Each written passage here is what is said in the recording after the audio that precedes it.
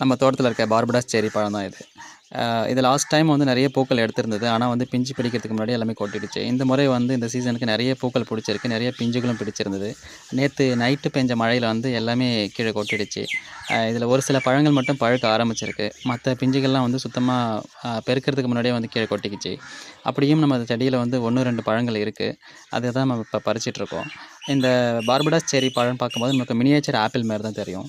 அதனுடைய ஷேப் அப்படி தான் இருக்கும். ஆனால் இது டேஸ்ட் பார்த்திங்கன்னா வந்து ஸ்ட்ராபெரி பழம், அந்த புளிப்பு இனிப்பு சுவை கலந்துருக்கும்ல, அந்த டேஸ்ட் தான் இதுக்கு வரும்.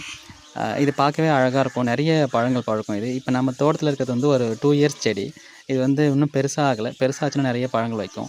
இந்த முறையே நிறைய காற்றுல நிறைய கொட்டிக்கிச்சு. அதை தான் இப்போ கலெக்ட் பண்ணிகிட்ருக்கேன். தோட்டத்துக்கு வந்து அணில் பறவைகள் வந்து நிறைய வரணும்னு ஆசைப்படுறவங்க வந்து இந்த பார்படாஸ் செர்ரி வந்து வாங்கி நடலாம். இது வந்து அந்த மாதிரி பறவைகள் வந்து நிறைய அட்ராக்ட் பண்ணும். நம்ம தோட்டத்து வீடியோ நிறைய பார்க்க நம்ம சேனலை மறக்காமல் சப்ஸ்கிரைப் பண்ணிக்கோங்க. ஃபாலோ பண்ணுங்கள். நன்றி.